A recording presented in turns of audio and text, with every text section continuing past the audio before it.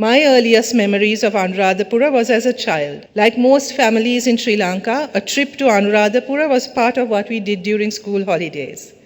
I remember traveling to Anuradhapura in the early 1980s. Anuradhapura was not a bustling city then. I remember staying in my uncle's hospital quarters where he worked as a doctor. It is a profound honor to address you today in this significant institution, which stands as a beacon of knowledge, culture, and peace among nations and peoples of the world. I also consider it a special privilege to have this opportunity to visit UNESCO when Sri Lanka is celebrating the 75th anniversary of its partnership with this global body. May I also take this opportunity to convey Sri Lanka's deep condolences to the government and people of Myanmar and Thailand and express our solidarity during this time of grief in the spirit of our long-standing friendship.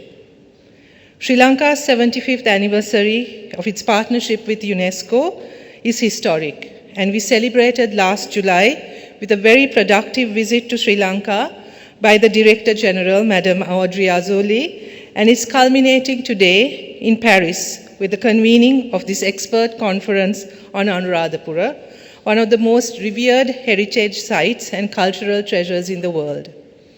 This conference also provides us with a unique opportunity to reflect upon aspects of Sri Lanka's long-standing collaboration with UNESCO, a partnership that has reinforced and enriched our shared vision of advancing intercultural dialogue, heritage conservation, education, sustainable development, and technological progress. At the outset, I extend my deep appreciation to the Director General, Madam Azoulay, for her steadfast support of Sri Lanka and for her vision and leadership in organizing this international expert conference. This timely initiative, gathering the world's experts on Anuradhapura and on heritage conservation, provides a critical platform for dialogue, knowledge sharing, technical collaboration, and resource mobilization, thus reinforcing our collective responsibility to protect and sustain this invaluable cultural legacy for future generations.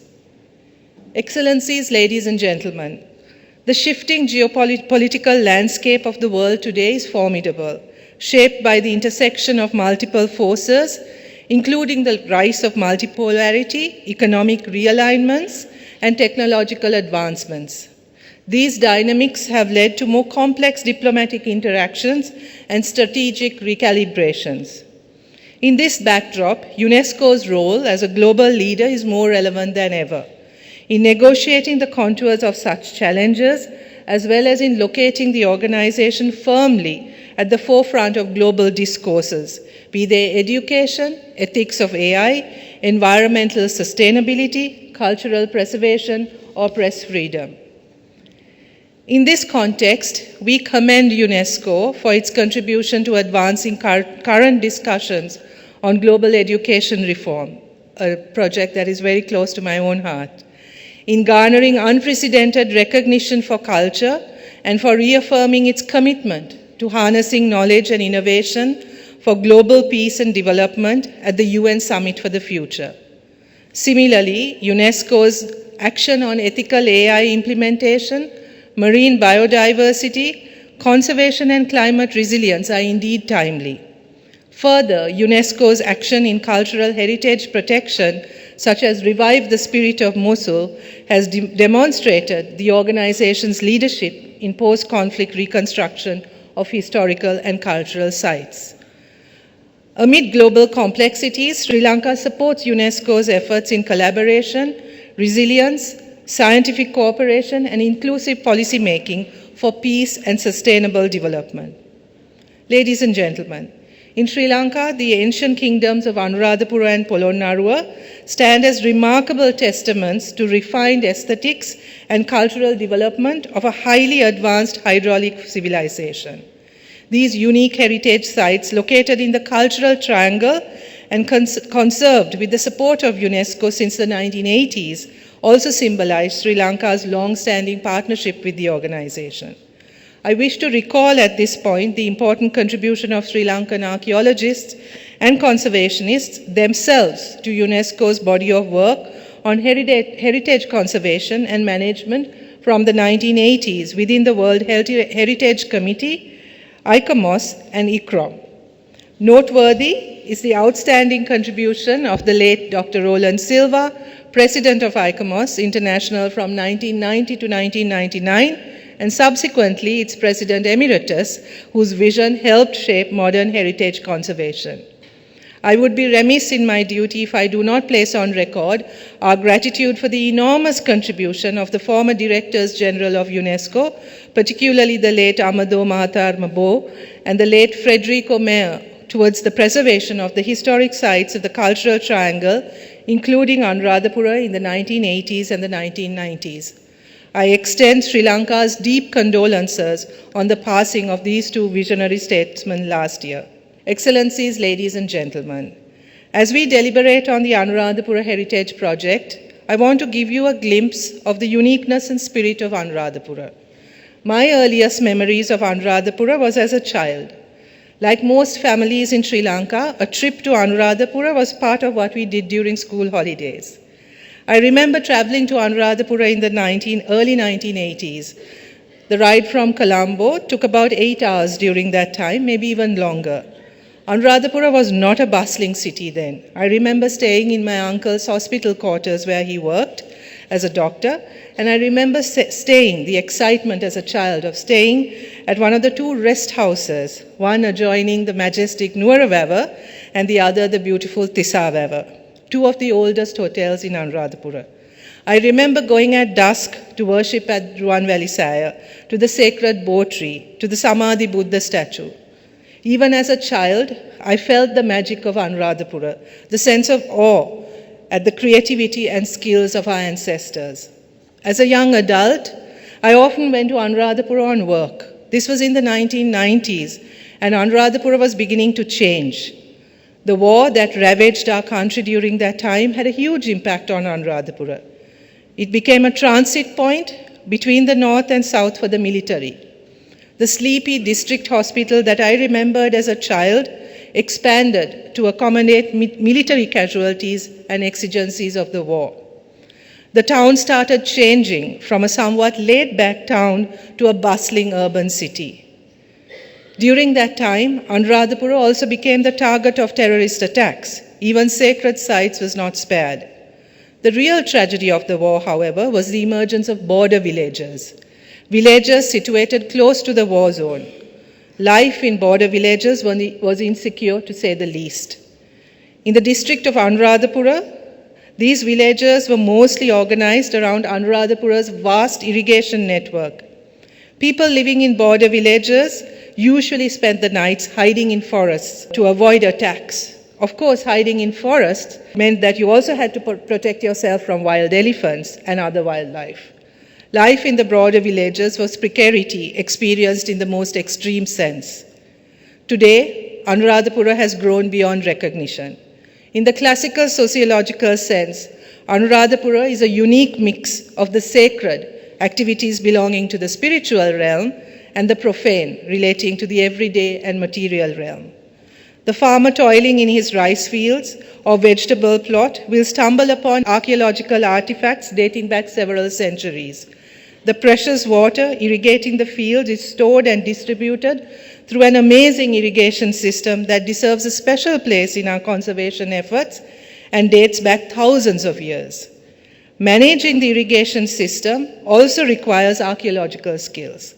Water plays a special role in Anuradhapura, perhaps in Sri Lanka as a whole, whether for irrigation, building moats for protection, for everyday life, or as part of the landscape. The archaeological discoveries of highly decorative ponds that were built not just for beauty but for water sports underscores this close connection that people have with water and the attention that was paid to conserving, storing, and managing water. The bird life, the different flowers, unique to the brush and dryness of the area, the magic of flying fish in the moonlight, seeing the great stupas in the moonlight, the lakes shimmering with their glow. There is something magical about Anuradhapura that I have not experienced anywhere else. With daily pilgrims and tourists, Anuradhapura is also a vital agricultural hub, blending sacred sites with schools, hospitals, and markets. Its conservation is complex, yet essential. Anuradhapura's heritage is worth preserving not just for Sri Lanka, but for its universal value, as has been acknowledged by UNESCO. Current excavations suggest that Anuradhapura's earlier settlements date back as early as 900 BCE. There is evidence of the existence of a writing system, trade, the emergence of Buddhist monastic settlements, technological advances, system of social stratification, proving the existence of a sophisticated and cosmopolitan city. Central to this is city planning that marks Anuradhapura.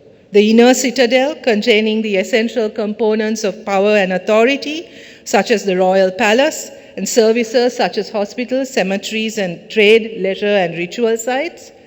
Outside by the city, by the vast reservoirs, were the agricultural settlements where the normal citizen dwelled. Between the city and agricultural settlements were Buddhist monasteries, where rather than the ritual aspects of religion, what was stressed was study and meditation. This suggests the existence of a very advanced and sophisticated culture. This sophistication is also evident in the attention to beauty, whether it is the magnificent reservoirs, majestic stupas, serene Buddha statues, beautifully crafted water facilities for leisure, intricately carved toilet pots, or the thoughtfully placed pillar or window framing a particularly enchanting view. Anuradhapura has always been a site of worship for Buddhists, not just from Sri Lanka, but all over the world. After all, a sapling of the sacred Bo tree, under which the Lord Buddha gained enlightenment, is one of the main pilgrimage sites in Anuradhapura. Hundreds of thousands of pilgrims visit Anuradhapura on religious holidays, and the needs of these pilgrims also need to be considered. These include accommodation, food, sanitation, etc. Anuradhapura has the potential to be a major tourist site, one that builds on its heritage value, attracting a particular type of tourist. It has the potential to be a major international site on education, research, and dissemination of archaeology, history, irrigation, and art. It is of value as a site of Buddhist learning, and this can also be expanded to the world. We are also very conscious that heritage, history, and archaeology has been weaponized in the past by racist groups to divide our people and for narrow political gain. My government rejects racism and is striving to acknowledge and celebrate the diversity of traditions and cultures in Sri Lanka and to bring people together. We firmly believe that history and archaeology can play a significant role in educating people about our common heritage and also how different traditions and histories have enriched each other. But all of this means managing different and perhaps even competing or conflicting interests. The lives of the present inhabitants of the city, its heritage and archaeological value, the needs of local and international tourists may not always be aligned. This is the challenge before us. Balancing the needs of Anuradhapura's inhabitants, heritage, and tourism is a challenge, but its importance is undeniable. Our proposal goes beyond Sri Lanka. It is about preserving global heritage. This requires sustained expertise, resources, and collaboration, making this conference crucial in uniting key contributors.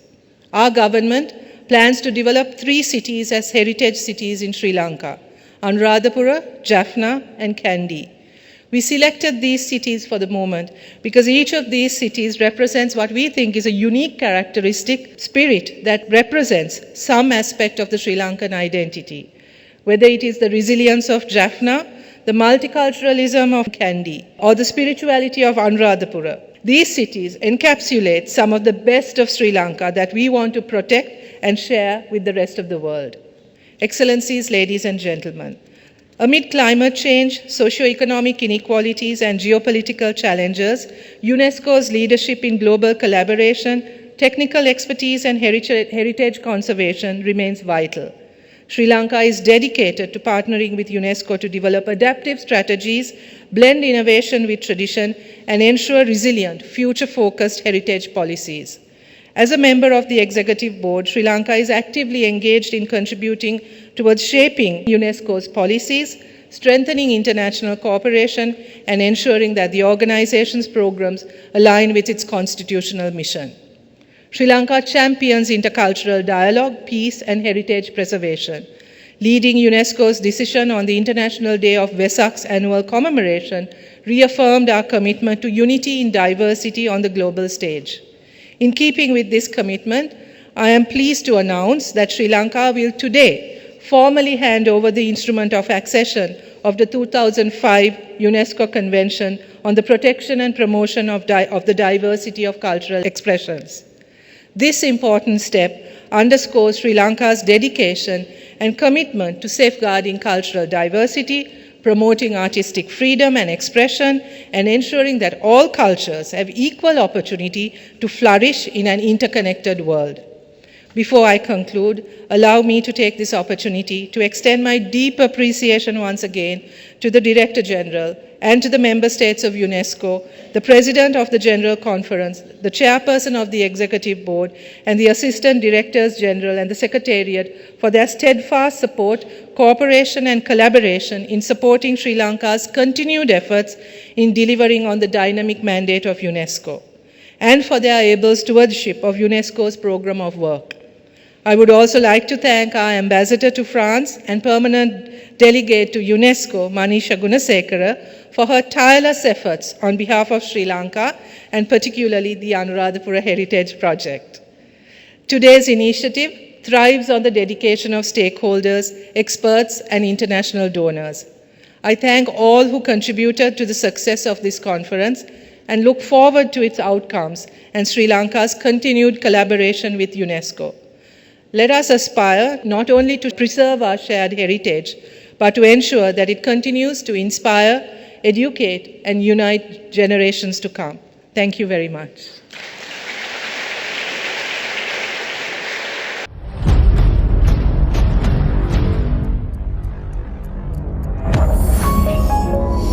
You're watching the Life Traveler channel.